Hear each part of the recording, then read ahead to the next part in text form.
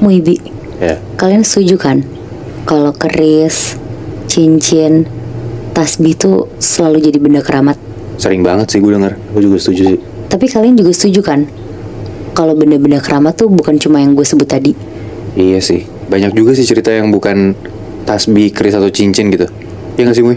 Iya, dan gue bahkan dapat 2 cerita yang cerita tentang benda keramat di luar yang lo sebut tadi, Nat. Nah, pas banget gue juga punya cerita tentang 2 benda keramat di luar yang tadi. Gue juga sih. Dan bahkan benda keramat yang gue dapat ceritanya itu dua-duanya masih dipegang sama teman gue sendiri. Yang gue tahu, lukisan tuh kayak akan seni. Tapi di sini tuh gue baru tahu kalau ternyata ada lukisan yang bernyawa. Jadi di cerita kali ini tuh ada seorang anak perempuan yang punya tante dari keluarga bapaknya. Anak perempuan ini tuh namanya Lisa, umurnya sekitar 14 tahun. Dan ini tuh cerita waktu dia liburan ke rumah tantenya di Menteng, Jakarta Pusat. Oke. Jadi karena Lisa gak terlalu dekat sama tantenya ini, dia baru pertama kali main ke rumah tantenya yang kita sebut aja namanya Tante Rini. Lisa ke rumah Tante Rini tuh bertiga sama bapak ibunya. Jadi katanya bapak ibunya tuh sempat berantem bertahun-tahun dan baru baikan. Makanya mereka silaturahmi lah tuh sama si Tante Rini ini. Tapi tuh bukan sekedar silaturahmi doang, Muibi. Lisa tuh di sana kayak dititipin gitu ke Tante Rini karena bapak ibunya tuh mau keluar kota beberapa hari tanpa bawa si Lisa. Ini si Lisa umur berapa ya? Gue lupa deh.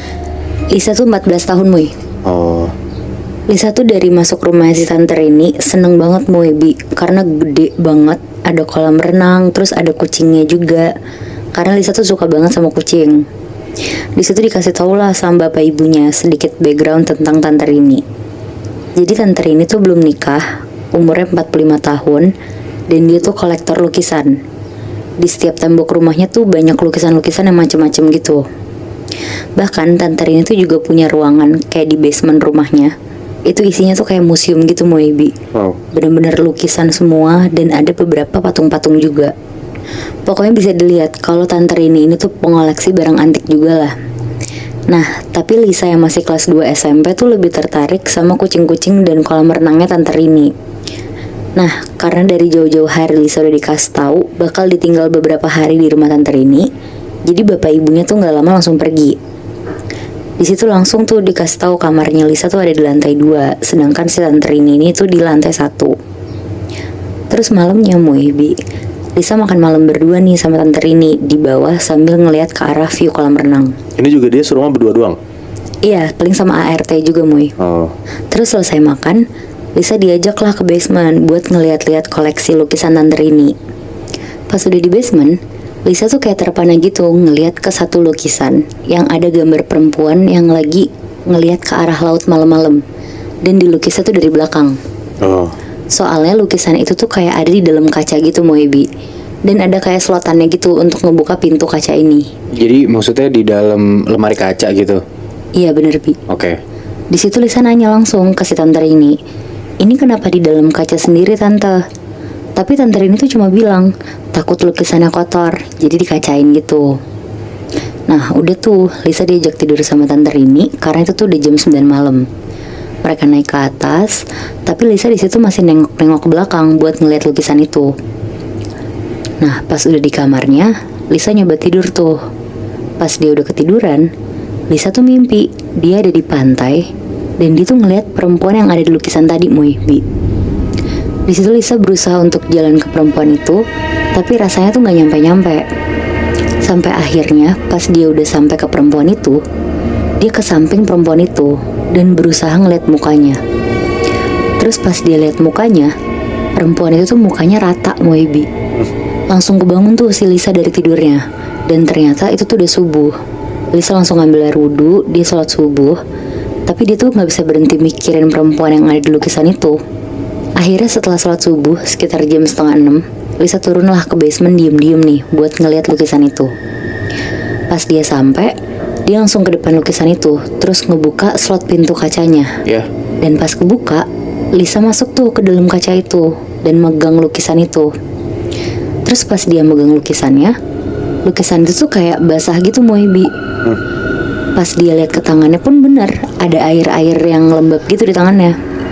Dan pas dia pegang lagi ke arah perempuan yang ngadep ke laut itu, tangannya tuh berasa kayak jadi magnet yang nempel ke perempuan itu loh.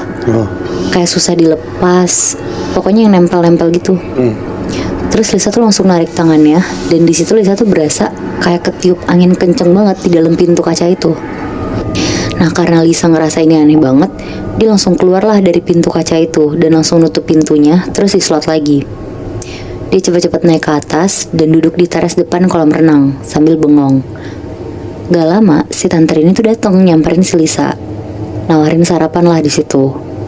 Akhirnya mereka sarapan bareng, dan tante Rini tuh bilang kalau dia tuh mau pergi dari siang sampai malam karena ada urusan mendadak. Dia ngajakin Lisa juga buat ikut, tapi tuh katanya Lisa gak mau, maunya di rumah aja.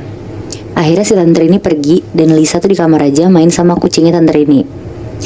Terus singkat cerita, kayak udah jam 7 malaman, Lisa tuh kepengen berenang tiba-tiba. Di sana tuh Lisa sama ART-nya tante Rini. Dia tuh bilang ke ART-nya kalau misalkan dia tuh mau berenang. Nah, terus berenang tuh si Lisa malam-malam sendirian. Pas dia lagi berenang, dia tuh ngerasa kayak merinding sebadan gitu. Tapi ya dia mikir mungkin karena kedinginan aja. Akhirnya lanjut tuh dia berenang. Tapi pas lagi berenang Lisa tuh ngeliat pas lagi masukin kepalanya ke dalam air, terus ngeliat ke arah depan. Berarti posisinya masih di dalam kolam ya.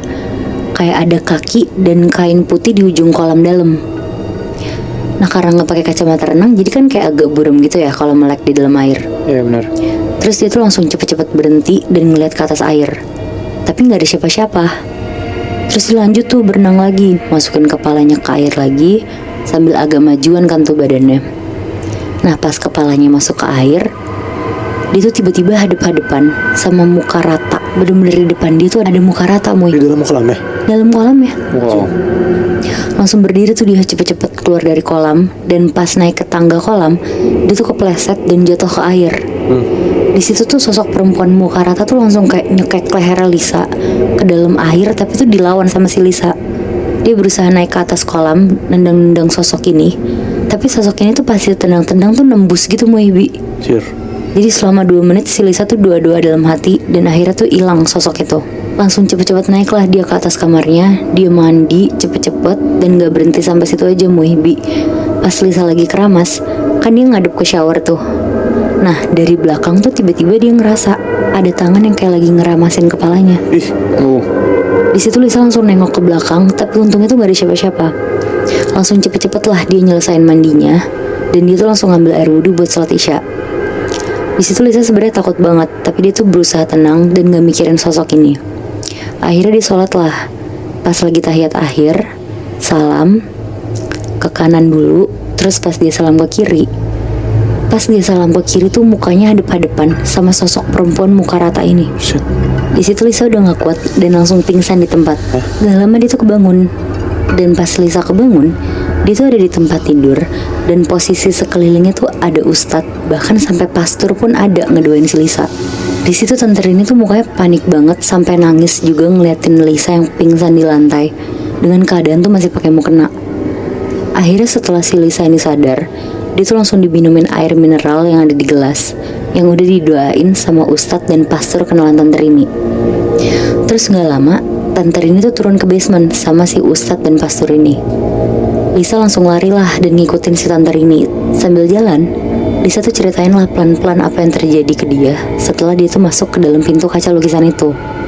Di situ tante Rini tuh cuma bisa minta maaf sambil jalan ke basement, dan di dalam kaca lukisan itu tuh dipercik-percikin air sama pastor, dan ditempel ayat Quran sama ustadz itu.